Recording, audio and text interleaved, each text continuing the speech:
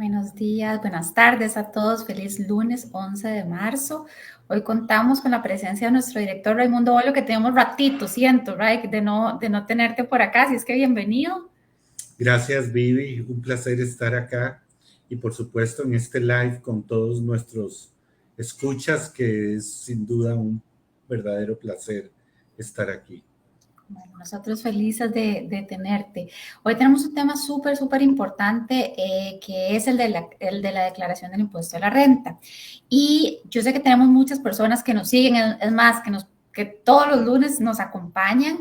Entonces, muchos conocen, pero también tenemos afortunadamente mucha audiencia nueva cada semana. Entonces, quería que empezáramos por lo básico y que nos contés cuáles son los principales aspectos que los contribuyentes deben considerar a la hora de hacer la declaración sobre el impuesto a la renta. Esto es como la cereza del pastel, por así decirlo, porque desde el año anterior veníamos hablando del tema del cierre fiscal, de la importancia de qué ingresos considerar, qué gastos deducir, qué ajustes de último momento hacer. Bueno, el cierre ya ocurrió y ocurrió el 31 de diciembre pasado. Una vez que el cierre fiscal se da, tenemos 2 meses y medio para preparar la declaración. Y entonces, en ese momento sucede una actividad que es autoliquidativa, es decir, que el propio contribuyente realiza y en un acto complejo lo que hace es informar a la administración tributaria de los hechos de relevancia fiscal que generaron o que son motivo de declaración. Declarar de acuerdo a la forma y modo que él considera que es la forma correcta, como esos ingresos y gastos que él debe de establecer como deducibles o no deducibles, presentar esa declaración y pagar. Entonces, todo esto depende del contribuyente. Es el contribuyente el que viene solito, sin que nadie lo obligue a decir: yo debo y esto es lo que debo y esto es lo que pago. Y entonces, por eso digo que es como la cereza al pastel, porque hemos venido preparando a nuestra audiencia y en general informando en los distintos medios de comunicación cómo es esta actividad que debe suceder y que va a culminar el día 15, es decir, el viernes entrante. Es la fecha en la que se declara y se paga como fecha máxima, porque podría hacerlo desde el 1 de enero en cualquier momento. Ok, perfecto. Y de nuevo, volviendo un poco a los términos básicos, ¿cuáles son los tipos de ingresos que están sujetos a este impuesto en Costa Rica y cómo se determina esta base imponible? Hablamos del impuesto sobre la renta. ¿Cuáles son estos ingresos? Son los ingresos generados por lo que se llama actividad lucrativa generada en Costa Rica. Y yo estaré obligado a presentar la declaración si así estoy inscrito en mi registro único tributario como declarante del impuesto sobre las utilidades. Se menciona que este impuesto es tan general como el impuesto también llamado sobre la renta. Por consiguiente, nosotros tenemos que tratar como gravables los ingresos que establece la ley en sus artículos 1, 5 y 9, que también establece los ingresos no gravables. Y entonces esta situación es muy importante porque lo que viene a establecer es el marco conceptual de qué declarar y qué no declarar. De la misma manera, funcionan los gastos deducibles, porque la fórmula dice: voy a declarar ingresos gravables menos gastos deducibles es igual a renta neta, y sobre eso el porcentaje que corresponda será lo que voy a declarar y pagar respectivamente. ¿Qué gastos son deducibles?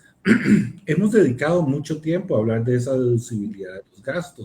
Podríamos decir desde el punto de vista de la ley, que son los contenidos en el artículo 8 de la ley del impuesto sobre la renta, pero en realidad hemos dado seminarios, hemos tenido cientos de personas capacitándose y hemos hecho muchos live que vienen a explicar cuáles son esos gastos deducibles. Y esta es la fórmula básica: ingresos gravables menos gastos deducibles es igual a renta neta, y sobre eso debo de presentar la tarifa que corresponda y pagarla. Nos hablabas ahora del plazo que tenemos hasta el viernes para presentarlo. ¿Qué pasa si no se presenta, si no se paga a tiempo? ¿Cuáles son las sanciones por incumplimiento? Tenemos tres supuestos: Okay. presentar y pagar de forma tardía, presentar de forma temporal pero no pagar, y del todo no presentar y no pagar. Si yo presento de forma tardía, me soy acreditado a una sanción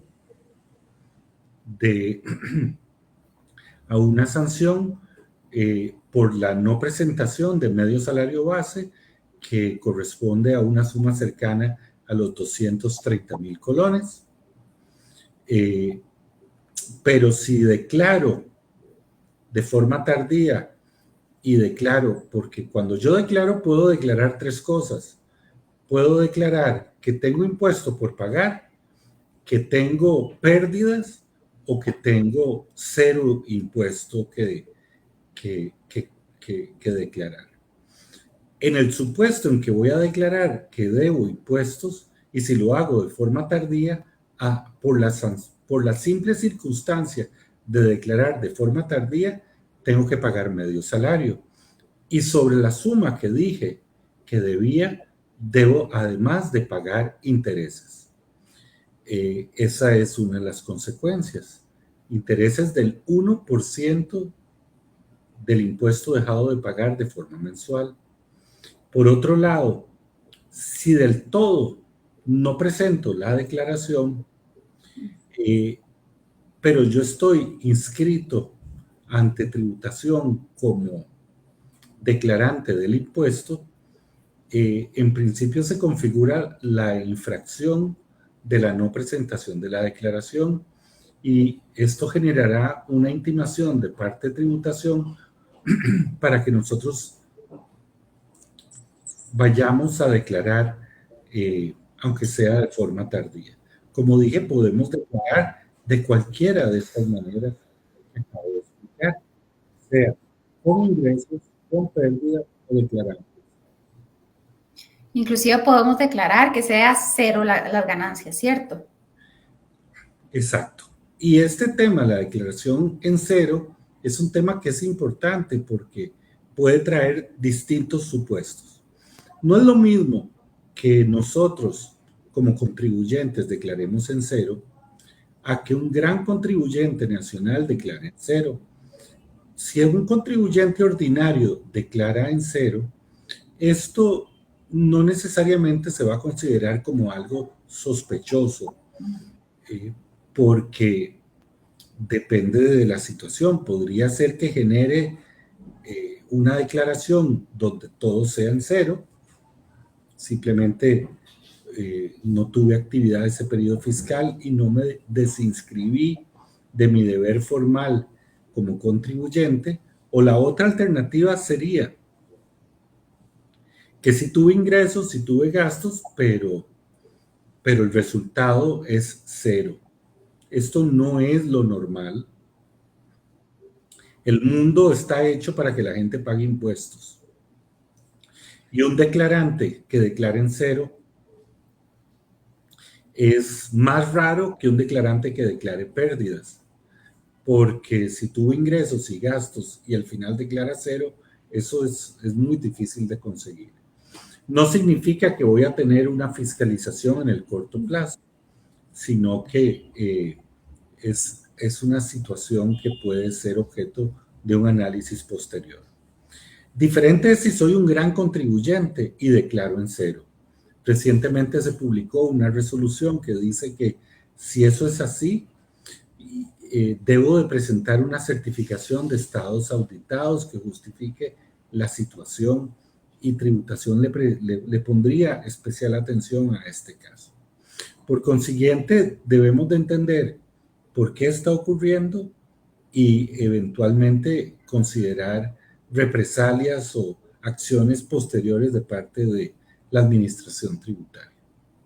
¿Y puede haber una investigación de oficio por parte de la administración? Sí, puede haber. Por ahora la administración tiene una potencia de fiscalización muy baja.